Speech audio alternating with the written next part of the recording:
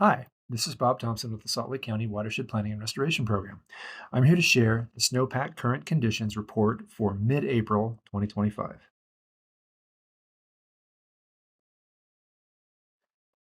Our water year begins in October and continues through September of the following year. Since last October, the water accumulation in the Salt Lake Valley has been slightly below normal. And I know the Salt Lake Valley is pretty small on this graph. It's this little valley right here. And our water totals have been above this 70 line, but below this 100% line. So we're a little bit drier than normal in the Salt Lake Valley. When we look at the basins of accumulation of snow, we generally look at the snow water equivalent, or how much water is contained in the snowpack. We live in the Provo, Utah Lake Jordan Basin, so that's this basin right here. It's a pretty significant section of Utah. And as of April 8th, at the end of the day, that basin was slightly above normal for snow water equivalent accumulation. Now, as time went on, we started to lose some of that water, and this is that same basin split up into smaller basins. And right here, you can see the Salt Lake Valley and all of the snowtail stations. That's what these little dots are that make up the data for this basin. You can see as of the 13th, we were slightly below normal. Another way to look at that information is using a graph like this. This black line shows how snow water equivalent accumulates throughout the water year. And you can see it kind of follows a stair-step pattern. This is a period where we receive no precipitation, then it pops up a little bit and we receive some precipitation, a lot of precipitation here in early January, late December, and then we had kind of a dry spell. So you can see this graph represents how the snow water equivalent accumulates. In really good years, like in 2023, we saw snow water equivalents that were way up here in this purple range. And in really bad years, we see snow water equivalents down in this red range. You can see that the 2025 snowpack has really stayed right in that average range. In fact, we're almost exactly on it for this late season. Now, when we look at the individual sites that make up that basin, the first site I want to show you is the Lewis Meadow site in City Creek Canyon. Lewis Meadow has been accumulating snowpack all winter. It really peaked out just above 20 inches of snow water equivalent in about late March. And then we had a melting event where that started to fall off a little bit. And then we had a storm come in that deposited some more snow. So we saw that rise again. And then we had another warming event that's melted off a bunch of snow.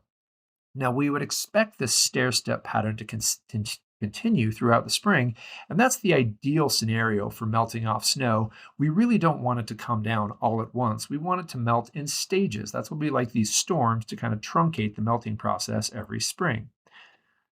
Further up canyon, again, City Creek Canyon, this time higher at Lookout Peak, we're seeing the same pattern, only the snowpack peaked a little higher, and it hasn't melted as much, again, because we're at higher elevation here.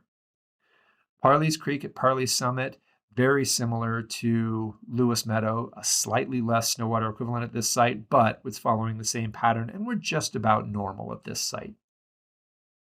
Big Cottonwood at Mill D, similar pattern, but we're just reaching that peak time where the snowpack tends to peak and then melts off, and we're hoping that it will follow that same pattern with kind of the stair step down through the months of May and possibly into June.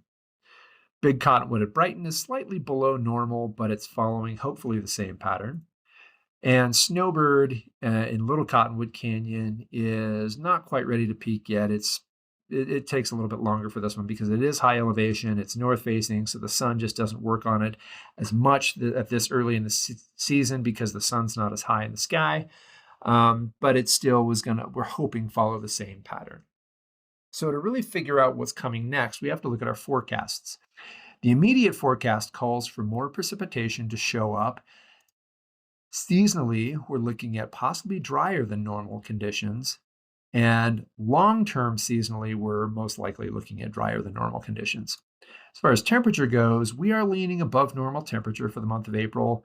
Seasonally, we're definitely leaning above normal.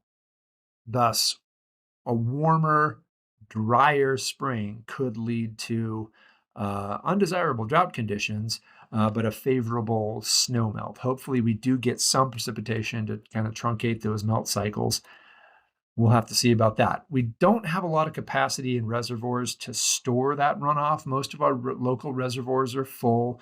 Of note, Utah Lake is very close to compromise. This line right here is the compromise level, or 100% capacity.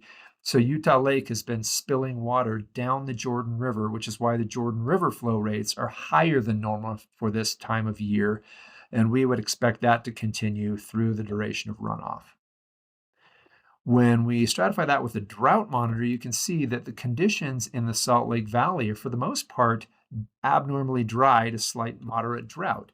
So when the soils are that thirsty, that can start to sop up some of the water. And you can see that the spring runoff stream flow estimates provided by NRCS are slightly below normal for our neck of the woods. You can see 94%, 96%.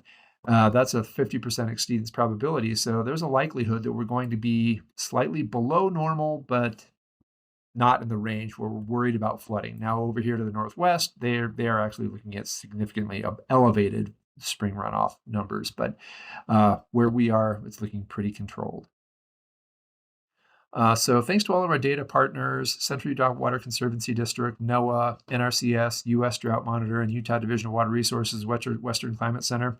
If you have any questions about this presentation, feel free to give us a call. Our phone number is over here on the left, or you can visit our website, slco.2/runoff ready. Thanks for your time.